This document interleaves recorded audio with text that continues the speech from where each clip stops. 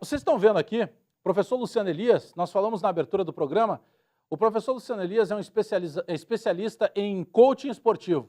Muito tem se falado nisso. Por exemplo, o Guto Ferreira, ex-técnico do Internacional, usava o coaching esportivo na sua comissão técnica e tem sido cada vez mais normal na rotina do futebol. Mas para que a gente possa entender melhor como funciona, qual é a real função do coaching esportivo, eu fui bater um papo com o professor Luciano Elias. Então sai daqui para eu mesmo, só que fora do estúdio.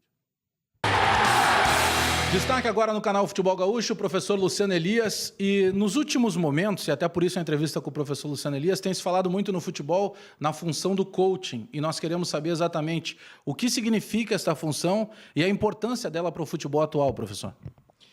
Bem, o coaching é um processo que visa a melhora da performance humana. Ele é mais um processo ancorado em metodologias e técnicas que visa principalmente mudança de comportamento em relação à clareza de foco, busca de ações para a obtenção daquilo que se deseja, resiliência, comprometimento, tudo aquilo que vai agregar valor ao restante da equipe multidisciplinar, que também busca a melhora da performance com o treinador, com o preparador físico, com o fisiologista, com o nutricionista. Então, na verdade, é mais uma área que vem para somar, principalmente em relação à mudança de comportamento. Pois é, aí o senhor pega esse ponto do comportamento, né? E muitas vezes se falava no motivador. O que agrega o coaching em relação ao que se tinha já há muitos anos como o motivador? O cara aqui é mais para a questão anímica. Qual é a diferença do trabalho desse coaching, que é um profissional com campo até mais amplo? A motivação ela é um elemento básico para que a gente se mova à ação, né?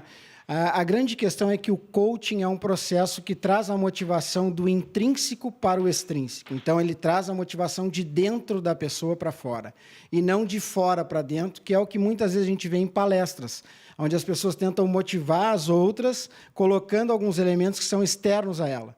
E o coaching faz um processo inverso, através de perguntas, ele busca trazer a motivação de dentro da pessoa, por isso ele é muito eficaz. Mas a motivação, ela tem que estar presente em qualquer área da nossa vida, e ela é muito importante. É um processo que acaba daqui a pouco até identificando com uma maior, com mais facilidade e também eficácia, quem sabe até as lideranças de um determinado grupo?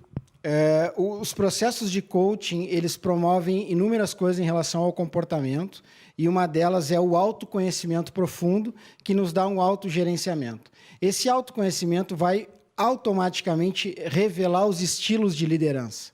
Tanto eu vou revelar o estilo para a pessoa, quanto o grupo vai reconhecer, e assim a gente tem as possibilidades de potencializar os pontos fortes dessa liderança e amenizar, abrandar aqueles desafios que aparecem principalmente em momentos de pressão, para que ele fique um líder mais equilibrado. Então, ele auxilia sim. É um processo que tem encontrado facilidade para entrar nos clubes?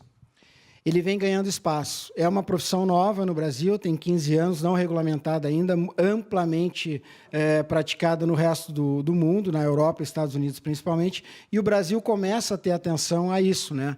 A gente tem exemplos aí como o Cruzeiro tem um coaching permanente, o Atlético Paranaense, o Inter mais recentemente. Nós temos também comissões técnicas na busca desses profissionais. Agora o Carille teve um apoio de um coach, o Lisca, o Micali fez um processo comigo também, Julinho Camargo, enfim, outros profissionais vêm buscando, porque o coach ele tem uma vantagem em relação à mudança de comportamento. Ele é muito rápido.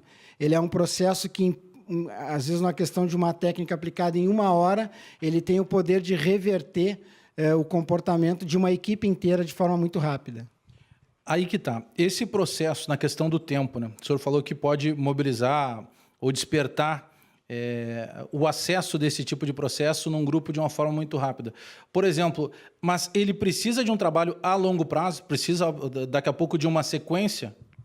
Eu não gosto de fazer comparações, mas comparando a psicologia, ele não tem, ele não é um processo ininterrupto. Ele tem início, meio e fim. Então, nós estabelecemos lá uma quantidade de sessões, por exemplo, 10 sessões individuais e 10 sessões com a equipe. Isso é suficiente para que a gente faça uma mudança de comportamento atingindo os objetivos tanto da pessoa, quanto da equipe e do clube enquanto organização. A resistência a esse novo fundamento, fazendo parte do dia a dia do futebol, o senhor acredita que ainda seja dos próprios clubes ou daqui a pouco até de algum atleta que não tenha o conhecimento desta nova técnica? Como toda área nova de atuação, causa polêmica sempre no início. Tem resistências e tem aceitação, até que ela se consolide no mercado. Muito acontece também por desconhecimento das pessoas do processo. Então, isso sim acaba criando uma resistência. Mas ele vai ganhando espaço aos poucos. As pessoas estão começando a depositar valor e entender o real valor disso e na eficácia do processo. Isso é um processo natural. Com o tempo, ele vai cada vez mais se consolidando enquanto área, agregando a equipe multidisciplinar do futebol. O senhor também está nas mídias sociais com um blog, falando um pouco mais sobre isso. Fica um pouco mais fácil até para quem não conhece, para que tenha acesso, né? O coaching ele exige formação, mas ele exige muita prática. E eu também trago uma bagagem da gestão esportiva e da gestão de pessoas. Tu mesmo já acompanhou algumas questões, principalmente em relação à liderança. E as pessoas vêm me pedindo para que eu compartilhasse esse conteúdo. E a gente resolveu, então, fazer um blog, que é o lucianoelias.net/blog. E lá tem vários conteúdos sobre comportamento, sobre networking, sobre feedback, sobre gestão de pessoas, sobre gestão por competência, sobre coaching no futebol, áreas comportamentais que acabam impactando de forma muito forte na carreira das comissões técnicas e dos atletas que estão envolvidos com o futebol. Então, a gente tem essa proposta de semanalmente colocar um conteúdo novo nesse novo canal que vai abordar principalmente essas questões. Eu participei de alguns seminários, de algumas palestras suas, e uma história que sempre me chama a atenção é uma história que o senhor contou em uma das Olimpíadas, que o senhor esteve, se não me engano, na Olimpíada do Rio de Janeiro, e que envolveu uma postura da sua parte em que o senhor precisou utilizar esse poder de liderança, tendo uma autoridade sem mostrar ser autoritário. O senhor pode lembrar isso? A gente tem que entender que determinados momentos da nossa vida profissional, eles impõem pressões. E essas pressões normalmente nos tiram do eixo, né? E nos fazem revelar um estilo de comunicação menos agradável. Eu tive uma situação que era um problema a ser resolvido dentro da instalação esportiva, onde um indivíduo, um atleta olímpico, tinha adentrado na instalação que eu era gerente do hóquei, né, sobre grama, e ele não tinha a credencial correta, ele entrou e ele puxou da mochila a medalha olímpica de ouro, ele era um medalhista, dizendo que aquela era a credencial dele, e se colocou junto à torcida para assistir um clássico, né? Ele era um neozelandês, para assistir Nova Zelândia e Austrália, que jogava uma quarta de final do masculino de hóquei, e no lado oposto à arquibancada, todas as câmeras de TV filmando isso, e ele tirando foto com a torcida da Nova Zelândia, porque ele era um ídolo da Nova Zelândia. E eu fui comunicado por voluntários e o pessoal da coordenação de segurança de que ele estaria ilegal na instalação, e realmente estava, né? Então, eu me sentei do lado dele e comecei a conversar com ele em inglês.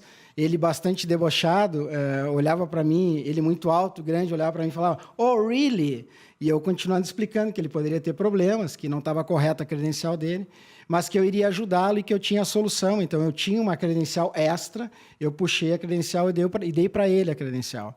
Nesse momento, ele ficou bastante agradecido, tirou uma foto comigo, me colocou a medalha olímpica, e foi uma forma que a gente teve de resolver um problema e não hiperdimensionar esse problema, e, com isso, fazer desse limão uma limonada, né? Esse foi um dos casos que a gente teve, que, na verdade, em mega evento, em gestão, a gente acaba gerindo crise a todo momento. Então, esse foi um dos casos que a gente teve, né? Luciano Elias, atração aqui do canal Futebol Gaúcho.